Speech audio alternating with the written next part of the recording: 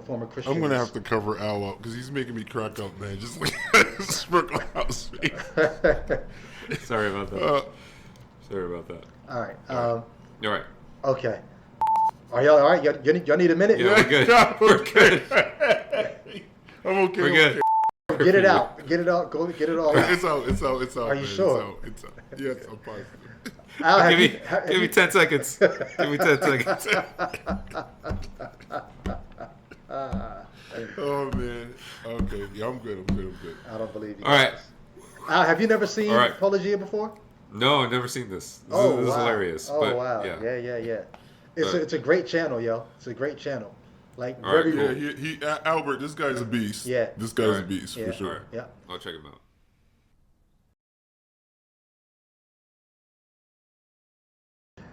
We're going to do our first, I was going to say our first response video, but we've responded to videos before. But I want to respond to or react to a response video. Are those like two different categories? Like when you watch social media now, you got response videos and then reaction videos. I think they're synonyms basically, so they're kind of like the same thing. No. Well, no, not really. Not really. Response videos, you're responding to something. But some can be both. Yeah, Some can be yeah. a response and a reaction. Well, you because let us know often which see this a one little- is, because I think this is going to be more of a reaction video. Would you say? Yeah. Yeah. Well, no, it's going to be a response. Well, So, this is going to be a reaction/response video. Okay. Okay. But Cool. You to guys what- can you can react in real time though. Yeah. But to what? What are we reacting to? So we're going to watch. I came across this video in my feed on YouTube. This is a YouTuber who is a counter-apologist who goes by the name of Paulogia. And you can almost tell what my disposition is to Apologia because I'm saying his name correctly.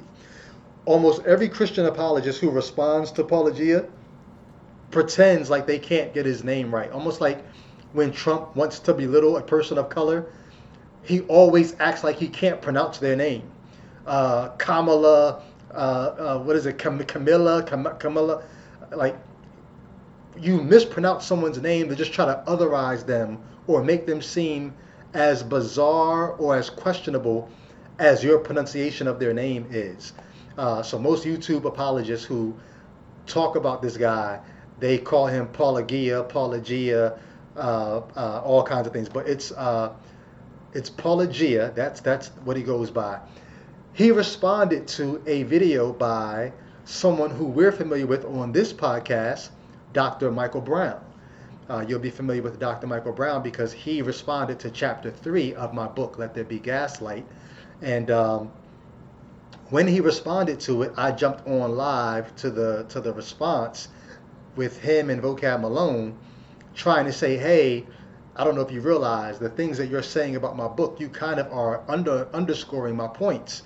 And then people were like, well, you should just debate him. Why don't you just debate Dr. Michael Brown? Why don't you debate him? And then just as recent as last week, his name came up on my Facebook. There's a long thread. And then people just started saying, you should just debate Dr. Michael Brown, debate Dr. Michael Brown. And then he jumped on the thread like, hey, I saw my name was tagged. I just came on here to say, I'm game. I'll debate Brady anytime, anywhere. Let's just choose one topic and let's just do it. And they're like, oh yeah, Brady don't want that smoke. He don't want that smoke. And so I gave my reasons as to why I don't think that would be an interesting debate. Though I would like to have a discussion with him. I think it might be interesting, but I don't know if it'll go anywhere. But this was just interesting to me because here goes another former Christian. And so we're going to watch this former Christian kind of do a response to a video from Dr. Michael Brown. So I'm going to pull it up. Maybe we'll get a little joke off here. Like, when they do the celebrity boxing matches. Well, if you guys get together $1 million, maybe, if you can raise $1 million, then Right. maybe you'll debate Michael Brown. We're not going to play the whole thing. The whole thing is 20 minutes. I kind of just want to be a signpost to point people to this video.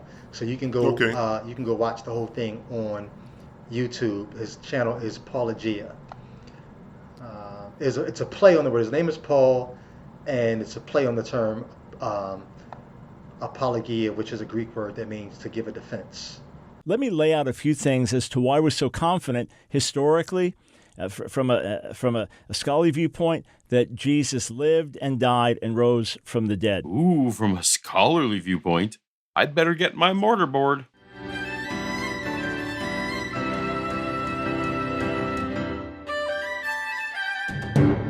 Welcome to Apologia, where a former Christian takes a look at the claims of Christians.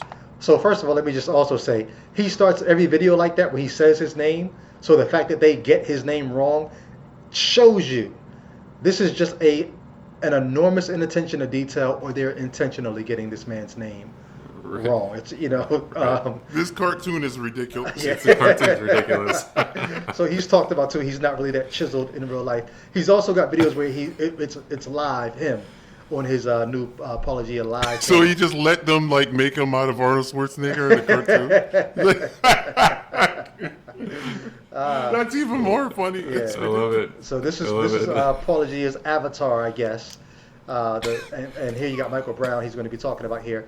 And also, I like his tagline. His tagline for the show is, "This is where a former Christian takes a look at the claims of Christians." We're going to talk about this in a little while. Why do some Christians, why is this what they do with the rest of their life, as opposed to doing what the two of you did, which is just, I'm gone. After being so devoted, you chucked the deuces and you didn't look back until I got you involved in this.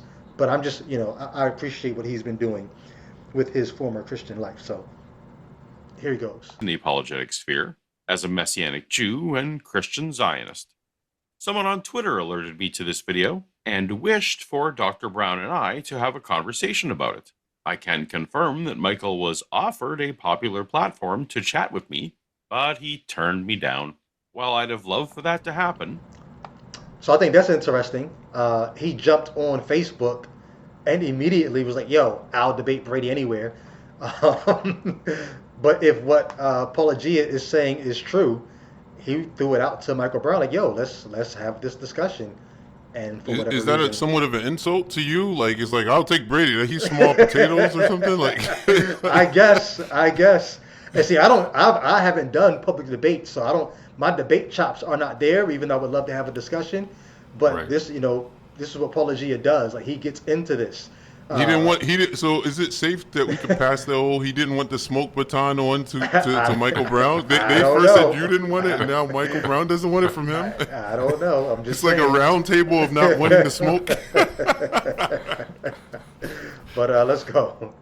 The methodology of this prominent figure deserves our attention and evaluation. So let's take a look. The first thing is that the New Testament documents are the most wonderfully preserved documents from the ancient world. I'm not sure that wonderfully preserved is a measurable category to declare a winner. What is a unit of preservation? You have things about ancient Roman history and ancient Greek history, and the only manuscripts we have are from hundreds and hundreds of years later. This is true. Sometimes the earliest copies of things we have are from hundreds of years later. So historians hold them more tentatively than works with earlier attestation. They apportion confidence according to the level of evidence. And sometimes they're only So if you watch these YouTubers, these counter apologists, people like Matt Dillahunty, Apologia, they'll say things like that. That was sort of a slogan you just heard.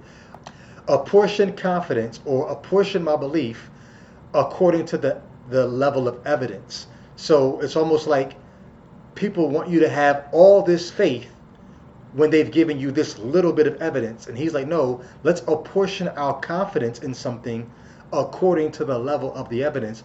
And then a lot of what these counter apologists talk about is how oftentimes Christians and apologists specifically make other Christians feel like there's this huge level of evidence. And so your faith or your confidence should be as huge as the level of evidence I just gave you.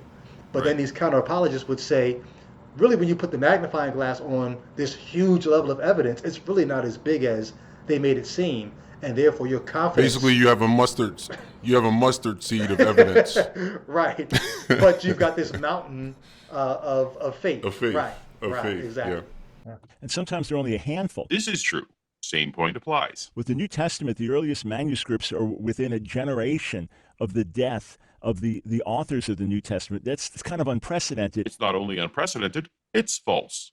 The earliest manuscripts are not within a generation of the death of the authors. Typically, when someone in modern day uses generation as a length of time, they mean 30 years or so. I'm happy to use 40 years to be generous to Dr. Brown, but it's worth noting that a first century generation was much closer to 20 years.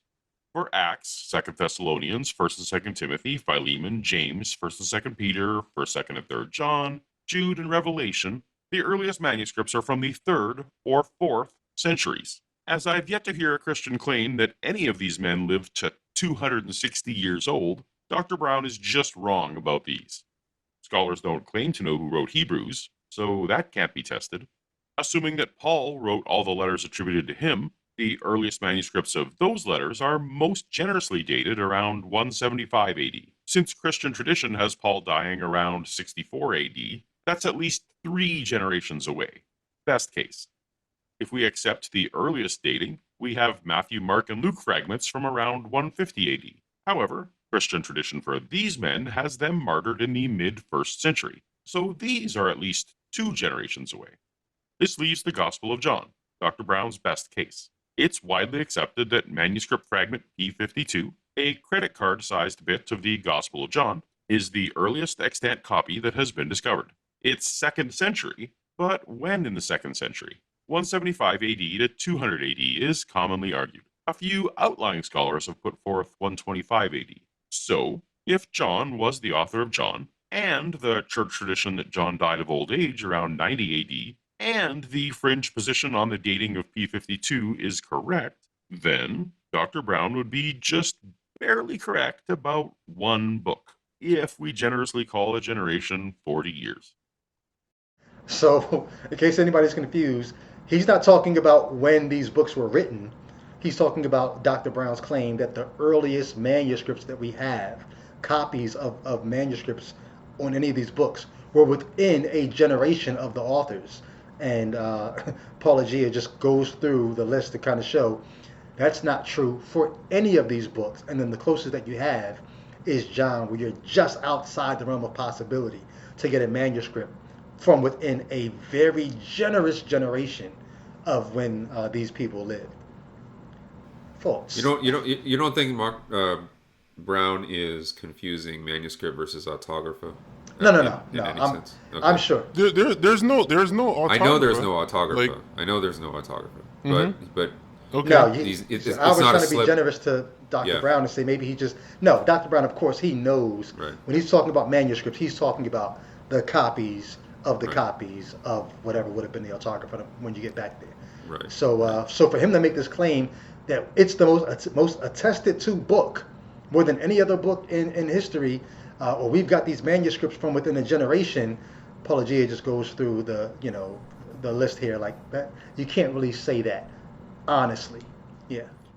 And this is part of it's the same strategy that's used with evolution and a lot of other things, where you have these authorities, so-called, using irony tongues there, who make these sweeping claims that may or may not be true, often aren't, and then the layperson just, on the strength of the authority, Michael Brown, a person who they feel like is a honest Christian, they just believe it, and they don't bother researching it. He's clearly pointed out right here in this, he's rebutted the entirety of the New Testament by Michael Brown's standards. Right. It's nuts. And he used Michael Brown's standards, right? He said, a generation for people in the first century is 20 years. I think he did what you call still manning, even right. like being extra generous to him, even fringe datings for some of these books that are super evangelical fringe dating that puts it really close to the first century. He's like, all right, I'll give you that, and it's still. And he lengthened. So that's what you call. And still he lengthened manning. the generation to 40 years. He said, I'll give you 40 years. That's also still. That's also for still a generation. manning. Yeah. And even if you do that, these books you get to at least 2 or 3 generations before you get the earliest manuscript. Yeah. Mm-hmm. Now, granted, I think we should put a little bookmark here and say this is the kind of generosity that Brady was asking for when they were reviewing his book. This similar kind of Still Manning, where it's like, at least present. Yeah. I don't think Michael Brown would refute his concept of a generation in this refutation.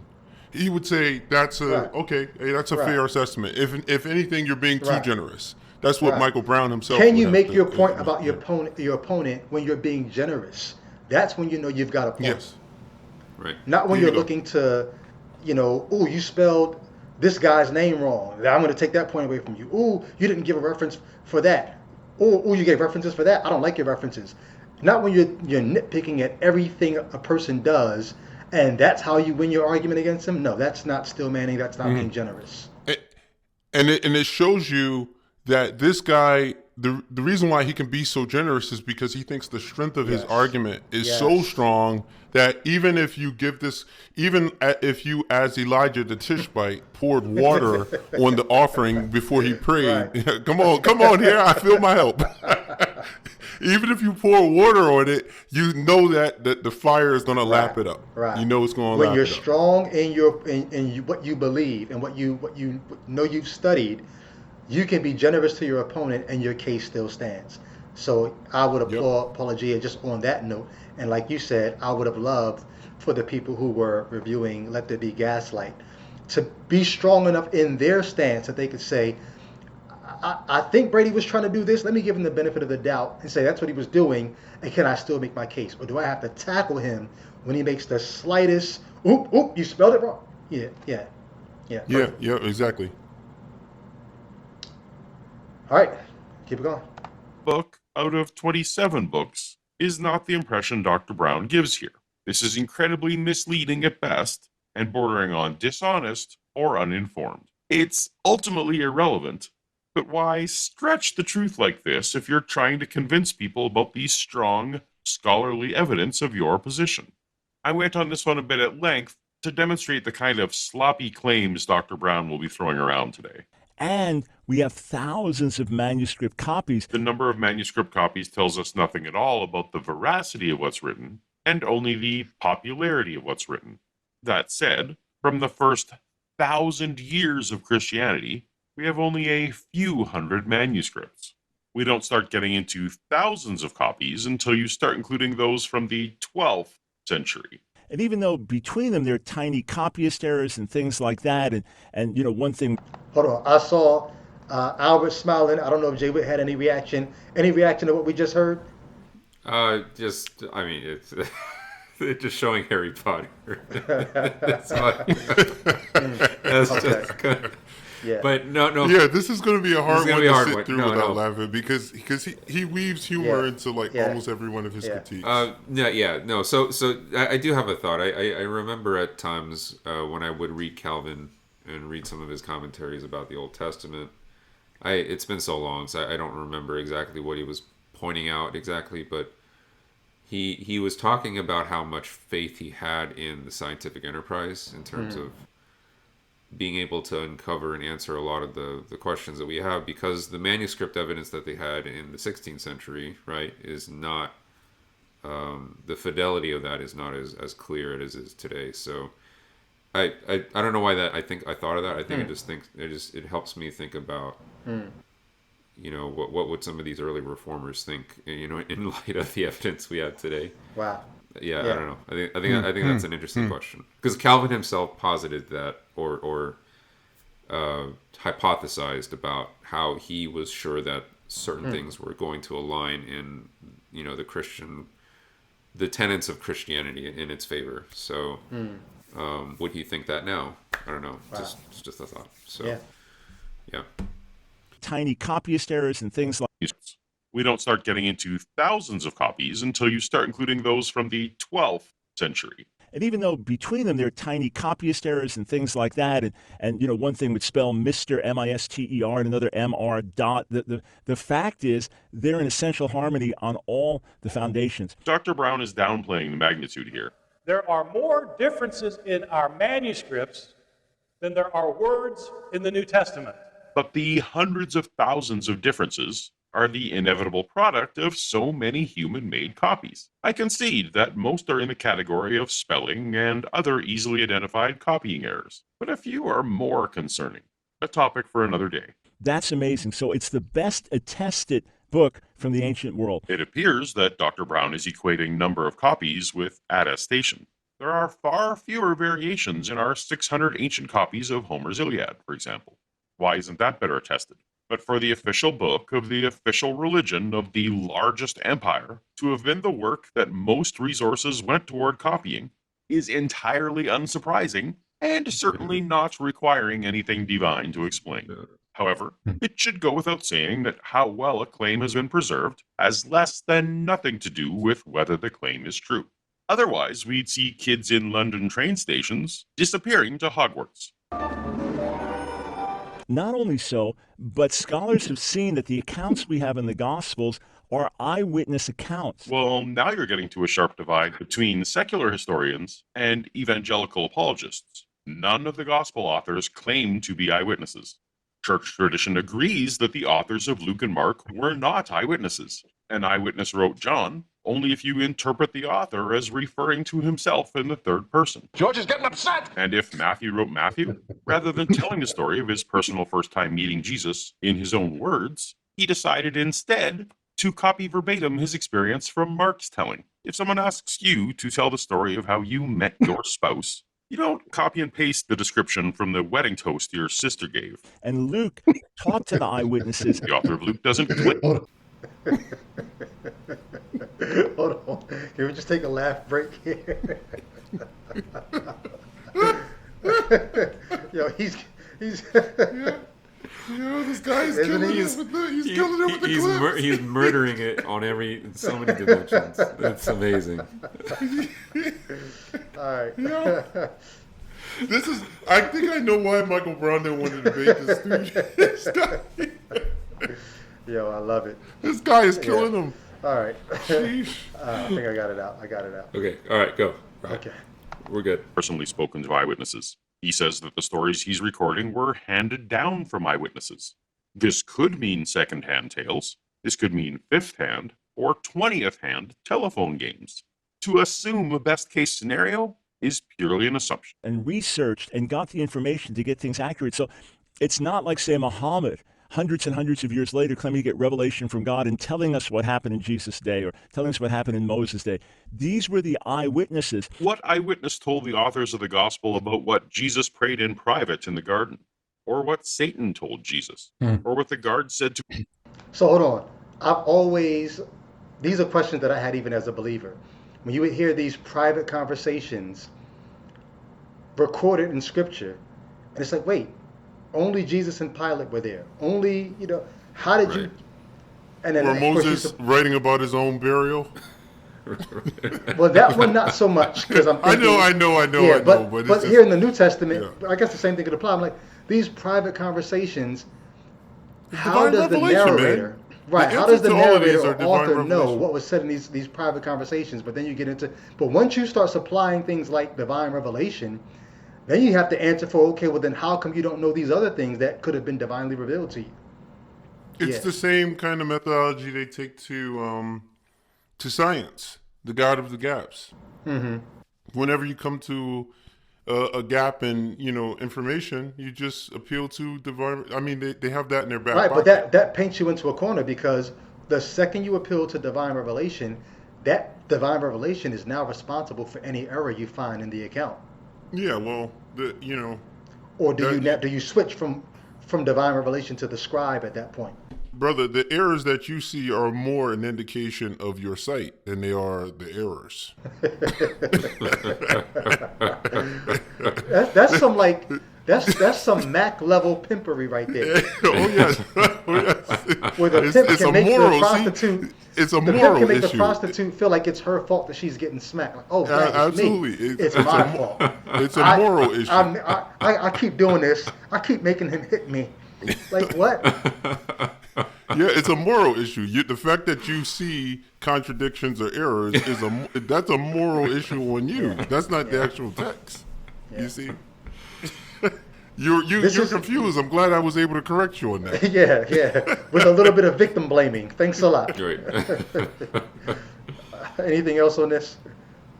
Just keep going. All right.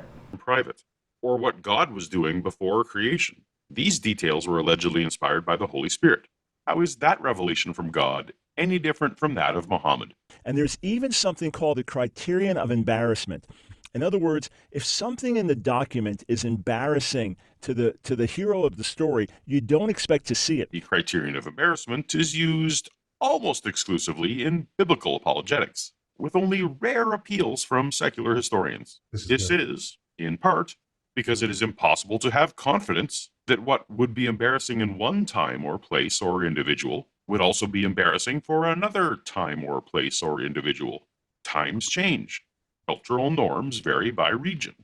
Equally importantly, it is clear that people will be willing to be embarrassed if that is in service of another goal. For example, to convince someone of the truth of a lie. Cold case detective and evangelical Christian apologist J. Warner Wallace recently threw water on this one. This to me looked like that principle we talk about of embarrassment. I've known some guys who would include embarrassing things in their lie. I have known guys who do In that. order to be perceived Yeah, as... because they want to be more persuasive with me. So it's not as though it's not possible. When you read the ancient accounts of the great heroes of old, the mythological accounts, they don't have the blemishes and the faults, and yet these eyewitness accounts tell you all the failings of the disciples. Why would you do that if you're launching a movement, talk about all the flaws and failings of the disciples? Any number of literary reasons, but not the least of which is to act as a proxy in the life of Jesus for the gospel reader. I don't know if we want to keep going on this. Shout out to Most Def on the screen right there, or Yassine Bey, I should say. I don't know if we want to keep going on this, but this was enough for me to be able to say, I think I want to point people to this video to say, go check this out. This is Paulogia. There's so much more here where he's breaking down the confidence that apologists are trying to give Christians to continue believing. But he talks about how a lot of this really is this, what apologists do. It's not to defend the faith against unbelievers. It's to give Christians more reasons to continue to believe when doubt begins to creep up. And I think it's worth checking out how someone with an objective point of view from outside the faith, who used to be inside the faith, is now looking back at the things that were once touted as strong evidence. It's hard for me to not laugh when it's playing, but I don't know. I'm cool with it. Yeah, I think we might. If you have another topic you want to move on to, sure. Yeah, we've reacted to enough to direct people. This is a very good video. I think it's excellent. I mean, what do you think, Al? What do you think? Yeah, no, I want to finish it on my own terms. I'm fine doing that. I'm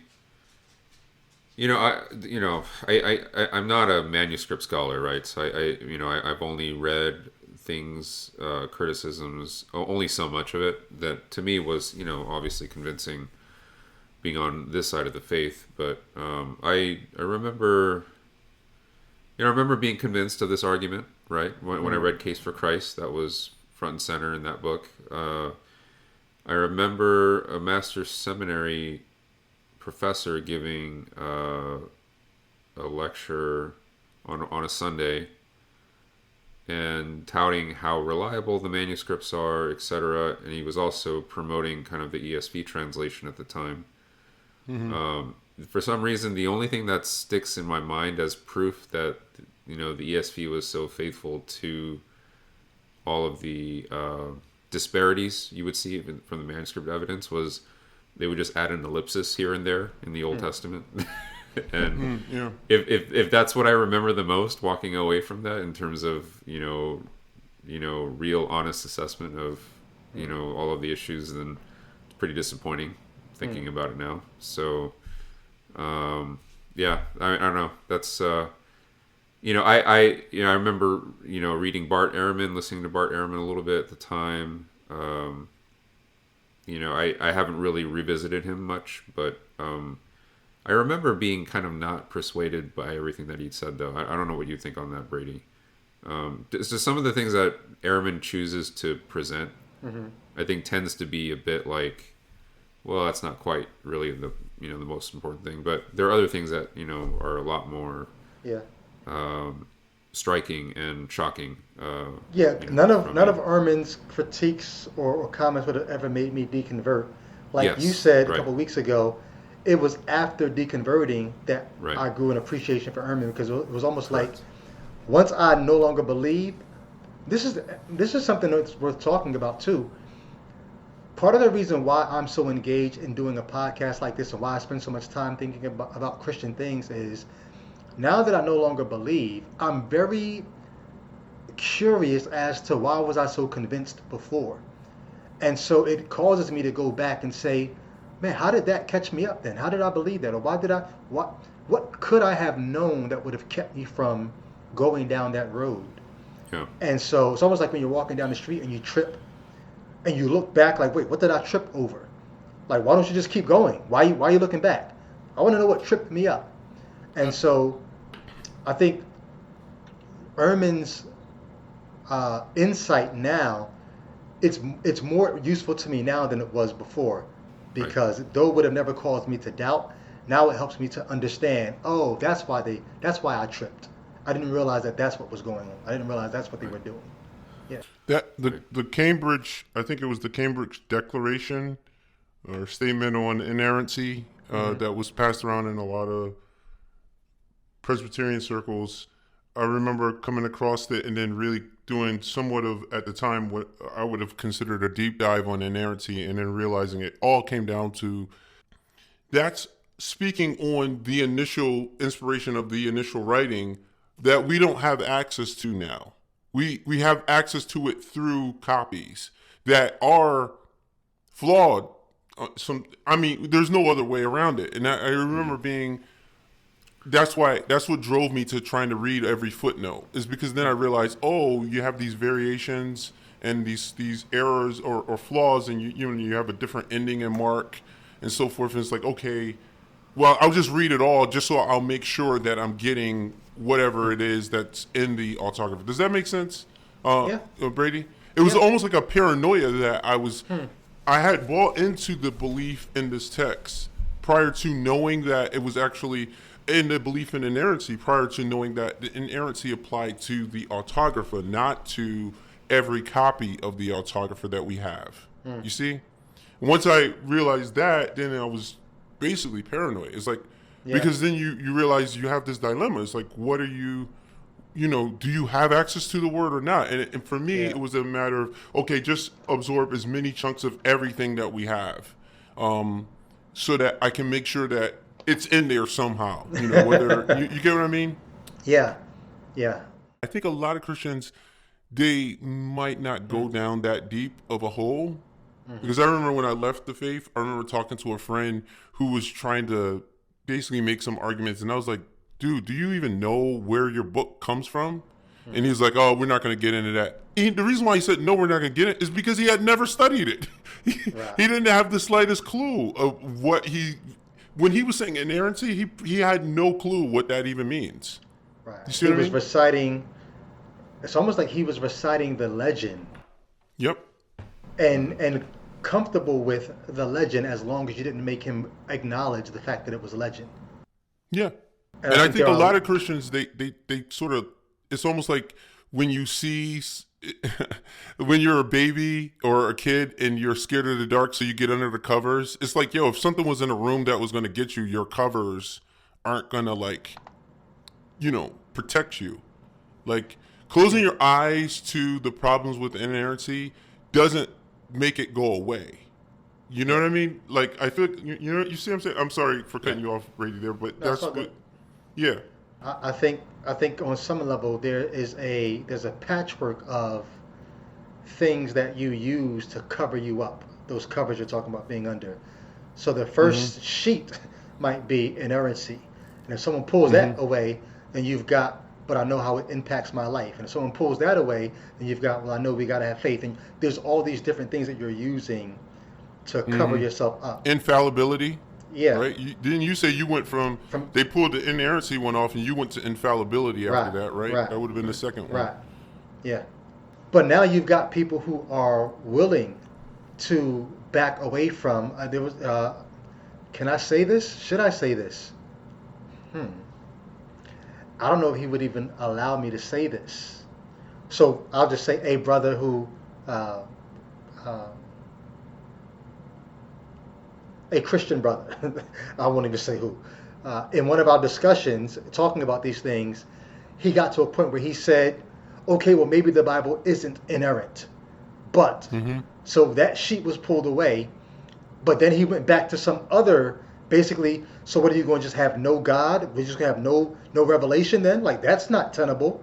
And I'm like, why isn't it? So you pull up all these other sheets. I'm yeah. Yeah, no, I think people get what you mean. I mean, this is now. This is another lesson people can learn from Brady's restraint. Just because you leave the faith or you might not believe in this doesn't mean you don't want to be a moral person and you don't want to out people who are still in. So for all of those who want to out a person like me who might be, undercover here, understand, like, that's not ethical. This is exactly why he's trying to, like, hide the identity of individuals. We don't want to. We want to leave it up to individuals to act in accordance with what they believe is right to do when they feel like that's appropriate. Yeah. We don't want to force them. You don't want to out people for things like this, But yeah, man, it's like it's crazy. I think you get this book. For one, it's not a book. You saw that library that Michael Brown was sitting in front of. Those are all separate books. That's what the Bible you have is. But they put it under one binding, and perceptually you look at it and you take it in as a singular book. But there's no there's no necessary reason to think that all of those authors have any large threads of continuity between thematically or anything outside of the legend. Outside of the legend, the legend, theologically, the theological legend that's been stitched together. For some people, it includes those 66 books. For other people, it includes apocryphal books. Exactly. But there are legends that are being stitched together and presented to us. I was going to ask this question, but I didn't think it would be part of this actual podcast. But since you talked about it, I'll throw this out there. Because there are people who are willing to, that's the reason why I brought up the person whose name I didn't give a minute ago. There are people who are willing to now say, okay, maybe it's not inerrant. But do you think, Jay Witt, Albert, either one of you, do you think you would have been as quick to deconvert if you had been presented with a Christianity that did not make so much of inerrancy in the first place?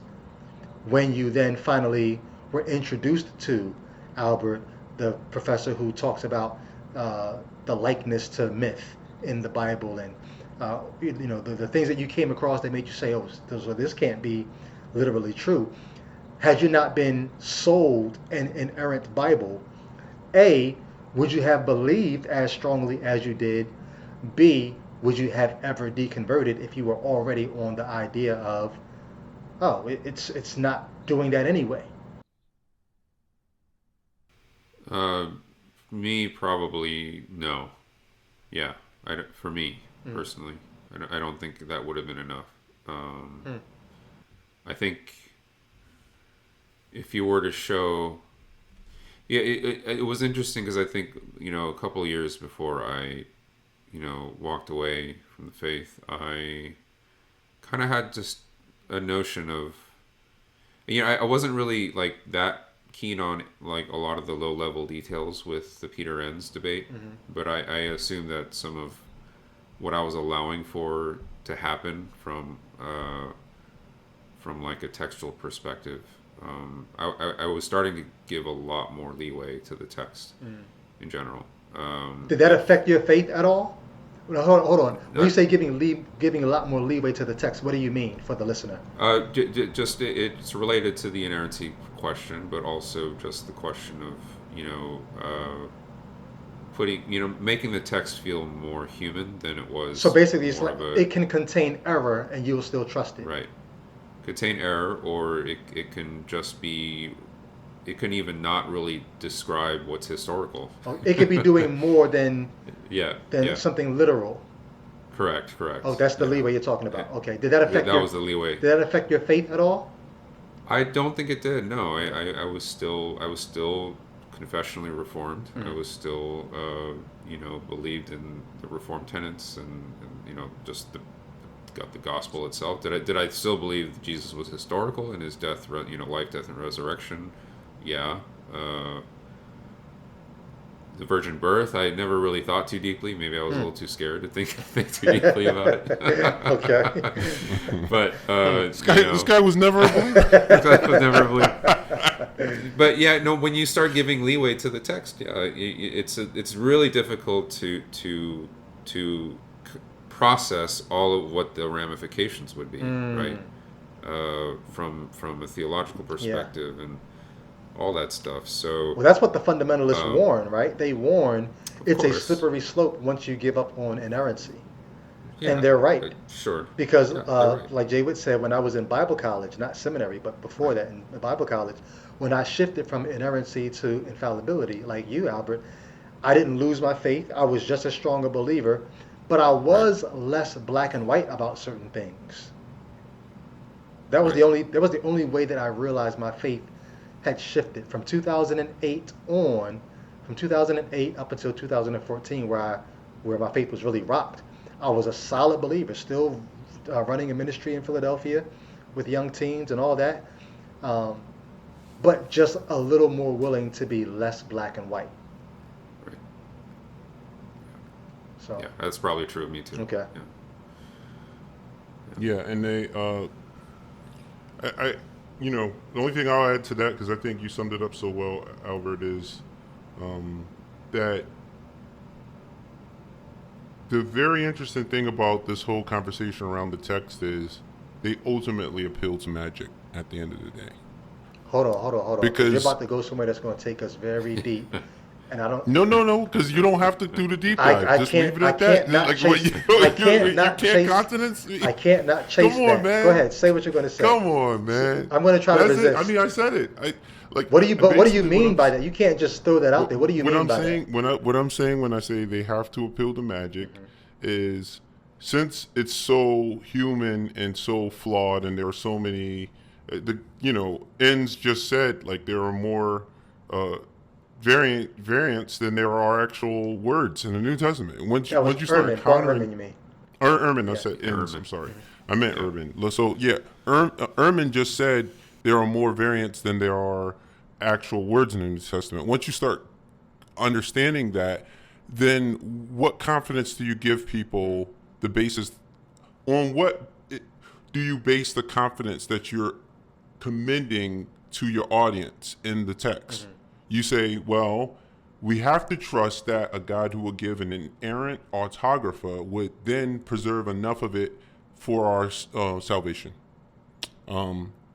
And that is what I mean by appeal to magic, because what you're saying essentially is you're not really giving an actual historical mechanism for the preservation. You're just saying that it had to happen. And you can't even say how it happened, because you don't know what version of some verses is the inerrant version. You see what I'm saying? So it's you're literally just trusting magically that whatever is necessary for salvation. And so it's an argument that goes back to, it's a circular argument for sure, but it's an argument that goes back to assuming that the God has given us an inerrant autographer, and then several deductions based on that. So you first say, well, he gave us an inerrant autographer. Okay, therefore, he must have intended to preserve it for our salvation. Why would he give it initially inerrant if he was intended for it to be lost in history? Yeah. So that's the logical argument, but it's an argument that depends on magic, essentially, because we don't actually know the mechanism of the preservation, and we don't even actually know, as the footnotes will show you, what certain passages even say fully. We don't know which one is it's like a choose your own adventure on some of these passages. And that's why I was reading all of the footnotes. So hopefully people who may have just thought I was being anal, maybe now you can understand that it was driven by a certain kind of paranoia of not taking in the actual word. Because how do you know what it is if there are variations? You see? Yeah. There's no way to decipher. That's why they have it footnoted.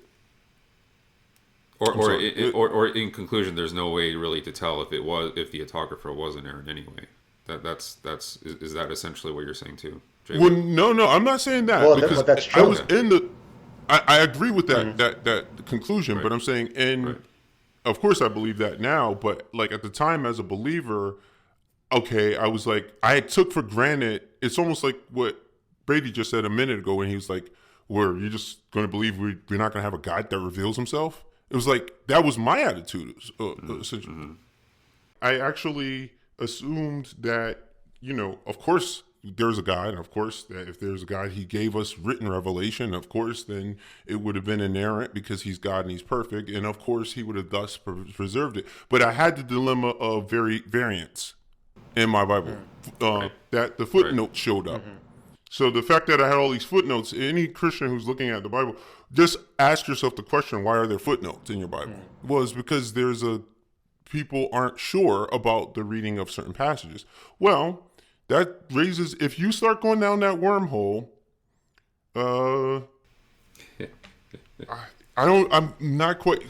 my way of dealing with it is one way where it's just like, okay, I'm going to just try to read it all. And I guess the other way is to just be a little more liberal. Yeah. Which maybe both of them are equally absurd. I never really thought about that until this moment, but they're probably both equally absurd. But for me, it was like, all right, then you have to read all the variations because you don't know which one it is, right? And the other person is more liberal and they say, well, it doesn't kind of matter, Well, what stopped me from going the liberal route was... Okay. So you read all the footnotes? I read not all. I wasn't as, dedicated as you were. I read enough to give me the sense of, okay, so we don't really know. And I, in seminaries, when I began to get the impression that we can't really know. Right. And so once I got to the we can't. So hold up, what happened? Let's stop there for a second. Was that a existential crisis once you realized that? I don't know, because I think I'd already been rocked by seeing certain professors, give this latitude in Genesis, and I'm trying to figure out, why are you giving such latitude? And then I began, and months later I encountered Peter Enns, and I argued him down in a paper showing why why he must be wrong theologically.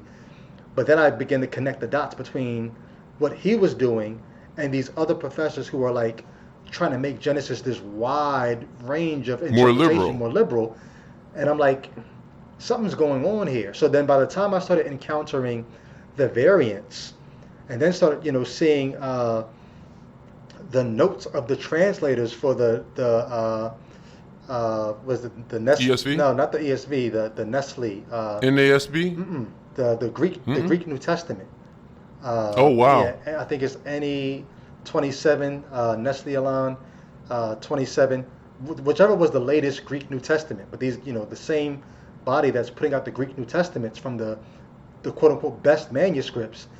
You see their notes, and their notes. I remember Timothy Brindle. If you ever see Timothy Brindle, the Christian rapper, the way he writes his rhymes, it's like you're entering the mind of a madman, because he's scribbling words in every direction, and he knows the words that go this way are this rhyme scheme, the words that go this way is a different rhyme scheme, the words that go that way are another rhyme scheme.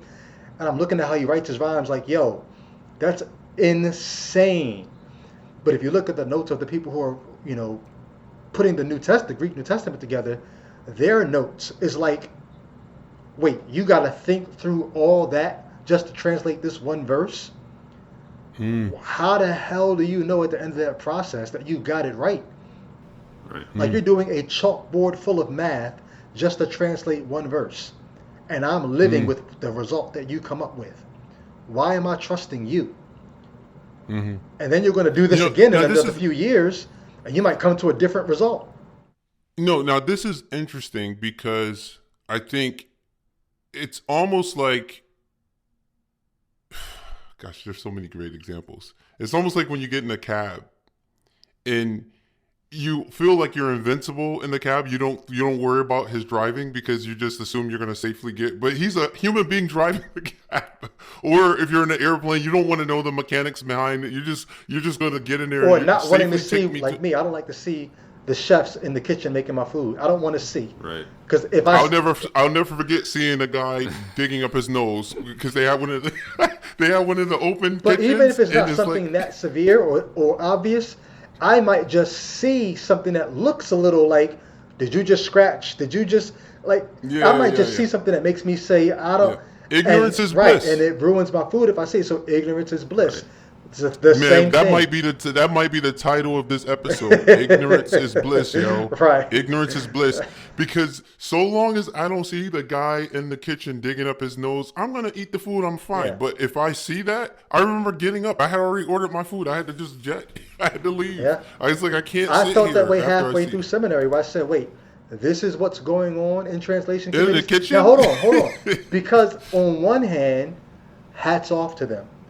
Tons of respect to them, and we owe them a debt of gratitude because of the work that they put in to faithfully translate these manuscripts. But at the same time, there's no way you're going to get me to call the end result of any of that the Word of God. You're just not. Mm-hmm. Yeah. Yeah. Yep. And I think for a lot of people, this goes back to that conversation I had with the one brother when I was leaving. They would rather just not know. Like, it's like, I never forget when a guy was digging up his nose. It was one of those kitchens, you know how like contemporary kitchens, they often show you the kitchens. It's the idea is in good faith that we're preparing. I was like, what's the point of having the open kitchen if you're digging up your nose? Like No, yo. you got the wrong idea. We wanted you to see how filthy we were. But it's like it's a similar idea. It's like people want the closed off kitchen. They want it in a room that they don't see. They just want to feel like their food is coming ex nihilo. It's appearing as the person comes with the tray that they don't want to know the mechanics of how this thing was put together. I really believe, this is really good. I think when it comes to the text, people don't want to know how they just want to be, all right. Is this inerrant? What you're handing me is the ESV inerrant. Yes. You got this thing. Okay, I'm good to go. They don't want to know. You see what I'm saying? As soon as you start seeing where the cogs fit into each other and all of the mechanics of it, how it works behind, you're not going to have that confidence. Like, you're not going to be the street preacher or the guy in the subway screaming people down or the Hebrew Israelite with the King James Version or any of these versions. Once you know how it came together. It's almost like the old black Muslims would say, I don't use the word Negro because I know where that came from. Well, you're not going to use, it's going to take the wind out of your sails when you realize like you said, that when you see that chalkboard that they had to go through to translate two verses, you're not gonna have any wind in your sails, and that's a apropos illustration because it's going to almost take that spirit out of your sails. Yeah. That wind is going to be gone. Yeah. You're not going to have that zeal, that gusto that you once had. You're going to lose it, and you lost it ironically to scholarship. Now, what I've always marveled at, and I seriously, it's almost an admiration for a person who goes through the training and they come out and they've been exposed to these things and they're still like, just regular fundamentalist evangelical. I just don't understand. I can't compute. That's it. I can't compute it. And there are people like that. So we can agree, we can all assent to that, right? Like, there are people who have encountered what we've encountered and they come out the other, and it's like, wow, they're unshaken. Like, they're steadfast and unmovable in some way, Yeah. What do you think that's due to? I think you're asking, why is it that some people believe despite having seen the open kitchen and others leave the restaurant as soon as they get a peek at what's going on back there? Like, what makes somebody stay? Is that what, Do you have any thoughts? Yeah. Do you have any thoughts, Al? I think that's impossible to answer. It's just so subjective. It's just, there's a million answers to that question. Maybe that's why I'm scared to answer. Yeah. Yeah. It's just. Really? Are there a million answers to it? I think there's a million. I'm playing a little bit of a devil's I advocate think here. the answers can be as various as there are people. Yeah. Really? I don't think there's a way to reduce it down at all. Okay, maybe I should restate this. Maybe not restate the question, but maybe I should pose this additional question. Just like I said in the previous podcast with the No True Scotsman, that most people don't do the research before making the commitment, and then they do the research sort of after the fact. What do you think most people who come out of that, like if you had to take a guess at it, why they can come out with their faith after encountering the same thing you encountered? If you don't think you can answer it, then let it go. But No, I don't think there's take a one crack at answer, it. but I've heard several from people, and these are dear friends of mine who are Okay. seminary graduates and all. They see the messiness. I refer to it as, they say after you go to a Philadelphia jokes, public school jokes. But, Okay. They say after you go to a sausage factory, you don't want to eat sausage anymore. Once you see how the sausage is made, you don't want to eat sausage anymore. Because you see what they're grinding up and what they're putting into it and how they're packaging it and all that. But I have some friends, seminarians, pastors even, and they say it thrills them to think they've got to figure out how this puzzle all fits together. And So it's like an intellectual thing on some intellectual, it's a challenge to their faith. They feel like God is inviting them in to the process of trying to, put it all together. They're walking through this with God to figure out what it all means. And it's a mystery, but it's also revealed at the same time, and it invigorates them. And my question to them is always, okay, I get you, but two things. What do you preach in the meantime while you're figuring it out? And two, what about all those who slip through the cracks of, because they couldn't figure it out, because they couldn't get over the hurdle of this disgusting process, they can't trust. What about the people outside the faith? What do you do with all of them? And here are the two answers. What do I preach? Some of them is, I just preach Jesus. And all that other stuff, I don't really deal with that. And then what about the people who don't have the heart to put up with all that? They say, I don't know. All I know is it doesn't shake me. It doesn't shake my faith. And that's just one type of person. There are all kinds of other reasons why somebody will continue to invest. No, that's good. That's good. Now, Al, did that stir up the gift in you? do you have a gift for us right now? No, I have the same answer. I just think that it's imagine you're a therapist, psychologist, right? And so you have 50 patients, right, you're seeing, and they're all going through their own stuff, and a lot of them, probably maybe half of them, came from a religious background or things like that. I bet you every single one would have a very unique, different story. How you can try to reduce that down to a single common theme, maybe you can do, but you need the data.